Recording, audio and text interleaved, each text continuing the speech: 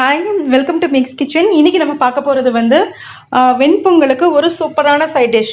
சாம்பார் இருக்குது, தேங்காய் சட்னி இருக்குது. அது எல்லாத்தையுமே விட ரொம்ப அட்டகாசமான சைட் டிஷ் வந்து என்னென்னு பார்த்தா கத்திரிக்காய் கொத்ஸு. இது எத்தனை பேருக்கு வந்து இந்த காம்பினேஷன் பிடிக்கும்னு சொல்லுங்கள். அவ்வளோ சூப்பராக இருக்கும் இந்த காம்பினேஷன். பாசிப்பருப்பு வச்சு கத்திரிக்காய் போட்டு எப்படி சூப்பராக பண்ணுறது, ரொம்ப ஈஸியாக பண்ணுறதுங்கிறதான் இப்போ இந்த வீடியோவில் பார்க்க போகிறோம். வாங்க வீடியோ பார்க்கலாம். நம்ம சேனலை இன்னும் சப்ஸ்கிரைப் பண்ணாதவங்க மறக்காமல் சப்ஸ்கிரைப் பண்ணிக்கோங்க. பக்கத்தில் இருக்கிற பெல் ஐக்கானையும் ப்ரெஸ் பண்ணுங்கள். அப்போ தான் நான் போடுற வீடியோவோட அப்டேட்ஸ் உங்களுக்கு வரும். இன்றைக்கி நம்ம பார்க்க போகிறது வந்து வெண்பொங்கலுக்கு சூப்பரான சைட் டிஷ் வந்து கத்திரிக்காய் கொத்ஸு. அதுதான் எப்படி பண்ணுறதுன்னு பார்க்க போகிறோம். அதுக்கு ஃபஸ்ட்டு வந்து ஒரு மசாலா ஒன்று ரெடி பண்ணணும். ஸோ அந்த மசாலாவை ரெடி பண்ணிடுவோம். அது வந்து டிஃபன் சாம்பாருக்காகவும் நீங்கள் யூஸ் பண்ணிக்கலாம். இப்போ வந்து மல்லி விதை இது கொஞ்சம் வறுத்துப்போம். மல்லி வறுபட்டுருச்சு. நான் வந்து சிம்மில் வச்சு தான் வறுக்கிறேன். இதை வந்து ஒரு பிளேட்டில் மாற்றிப்போம். அடுத்து வந்து கொஞ்சம் கடலைப்பருப்பு, ஒரு 1.5 ஸ்பூன் கடலைப்பருப்பு போட்டிருப்பேன். கடலைப்பருப்பு, அதுக்கப்புறமா ஒரு 1/2 ஸ்பூன் வெந்தயம், அப்புறம் ஒரு 3 காஞ்ச மிளகாய். இது எல்லாத்தையும் போட்டு நல்லா வறுத்துக்கணும். கட்டி பெருங்காயம் இருந்ததுன்னா நீங்கள் இந்த டைமில் கட்டி பெருங்காயமும் போட்டுட்டு நீங்கள் வறுத்து மிக்சியில் வந்து பொடி பண்ணி வச்சுக்கணும், அந்த மல்லி விதையோடு சேர்த்து. பார்த்தீங்கன்னா கடலைப்பருப்பு, காஞ்ச மிளகாய், வெந்தயம் எல்லாமே வந்து நல்லா வறுபட்டுருச்சு. இதை வந்து நம்ம ஆல்ரெடி தனியாக வச்சுருக்கோம் இல்லையா, அந்த தனியாவோடு சேர்த்து கொஞ்சம் ஆறுனதுக்கப்புறமா நல்லா மிக்சியில் பொடி பண்ணிக்கலாம். இதுதான் கத்திரிக்காய் கொத்ஸுக்கு உண்டான மசாலா. இது வந்து ரொம்ப மெயின். இது கண்டிப்பாக நீங்கள் வந்து இந்த மசாலாவை நீங்கள் அரைச்சி வச்சுக்கோங்க. டிஃபன் சாம்பார் பண்ணும்போது கூட இதை லாஸ்ட்டு நீங்கள் இறக்கும்போது போட்டிங்கன்னா சூப்பராக இருக்கும். ஸ்மெல்லும் சரி, டேஸ்ட்டும் சரி. இப்போ இந்த மசாலாவை நம்ம அரைச்சிட்டு வந்துடலாம். நெக்ஸ்ட்டு ஆல்ரெடி வந்து நம்ம மசாலாவுக்கு தேவையான ஐட்டம் ஆல்ரெடி வறுத்து வச்சு அதை பொடி பண்ணி வச்சாச்சு. இப்போ வந்து ஒரு கடாயில் கொஞ்சமாக ஒரு 1/2 டீஸ்பூன் தான் எண்ணெய் ஊற்றிருப்பேன். அதில் கொஞ்சமாக சின்ன வெங்காயம், ஒரு 6-7 சின்ன வெங்காயம் கொஞ்சம் அது வதக்கிக்கோங்க.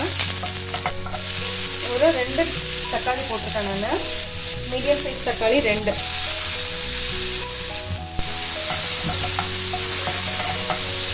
தக்காளியும் வெங்காயமும் கொஞ்சம் வதங்கட்டும்.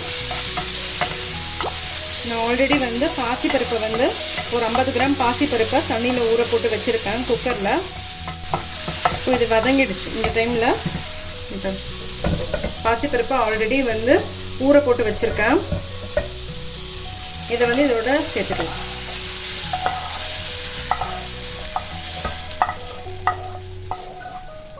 அப்புறம் ஒரு 2 பச்சை மிளகாய்,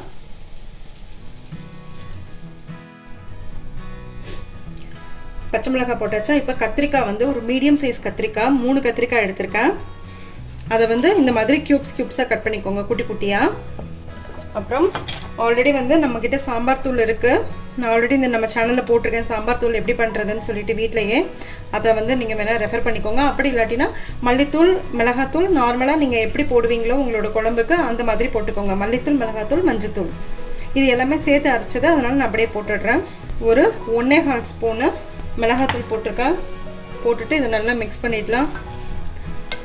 மிக்ஸ் பண்ணிவிட்டு குக்கர் போட்டு மூடி வச்சு ஒரு 2லேருந்து 3 விசில் விட்டுருங்க. சிம்மில் வச்சு ஒரு விசில் விட்டாலும் சரி, அப்படி இல்லாட்டினா நல்லா ஃபுல்லாக வச்சுட்டு நீங்கள் ஒரு 3 விசில் விட்டாலும் உங்களுக்கு பர்ஃபெக்டாக குக் ஆகிடும். இப்போது விசில்லாம் அடங்கிடுச்சு. நம்ம பாசிப்பருப்பு கத்திரிக்காய் கொத்ஸு பண்ணோம் இல்லையா, அதுக்கு பாருங்கள் பருப்பும் நல்லா வெந்துடுச்சு, கத்திரிக்காயும் நல்லா வெந்துடுச்சு. ஸோ இப்போ கொஞ்சம் தண்ணி ஊற்றிப்போம். உங்களுக்கு எந்த அளவுக்கு கன்சிஸ்டன்சி தேவையோ அந்த அளவுக்கு தண்ணி ஊற்றிக்கும்.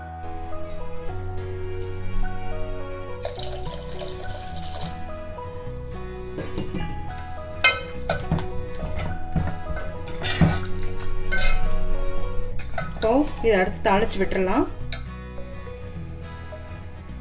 இப்போ தாளிக்கிறதுக்கு ஒரு குட்டியாக ஃப்ரைங் பேன் ஒன்று வச்சுருக்கேன். தாளிப்பு கடாய், கொஞ்சமாக எண்ணெய் ஊற்றிட்டு எண்ணெய் கொஞ்சம் காயட்டும்.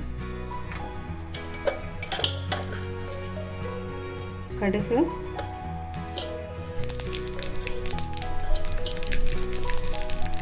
கொஞ்சமாக சீரகம், கொஞ்சமாக வெந்தயம், வாசத்துக்காக ஒரு காஞ்ச மிளகாய்,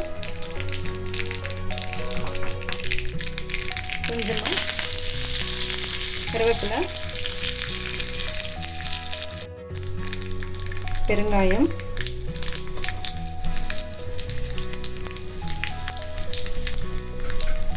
எல்லாத்தையும் நம்ம இதை ஆல்ரெடி குக்கர் ரெடி பண்ணி வச்சுருந்தோம் இல்லையா, இதில் கொட்டிடுவோம். தேவையான அளவு உப்பு,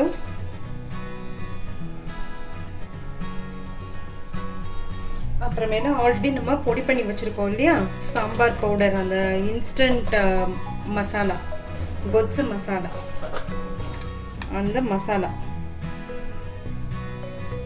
1.5 ஸ்பூன் போட்டால் போதும். ஸோ இப்போ இந்த மசாலா இதுவும் வேகணும், உப்பு போட்டிருக்கோம் அதுவும் இதோட நல்லா மிக்ஸ் ஆகணும், தாளிப்பு கொடுத்துருக்கோம் அதுவும் கொஞ்சம் அந்த ஸ்மெல்லு வந்து எல்லா அந்த கொத்ஸோடய மிக்ஸ் ஆகணும்.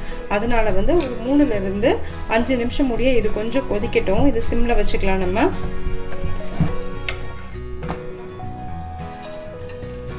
பாருங்கள், சூப்பராக கத்திரிக்காய் கொத்ஸு ரெடி.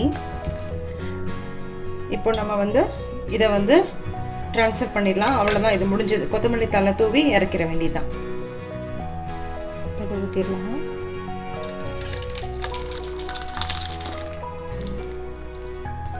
சூப்பரான கத்திரிக்காய் கொத்ஸு ரெடி.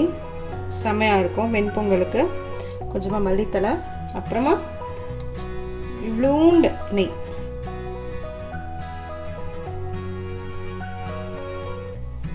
அவ்வளோதான், போட்டுட்டு மூடி வச்சிட்டோம்னா கொத்ஸு ரெடி.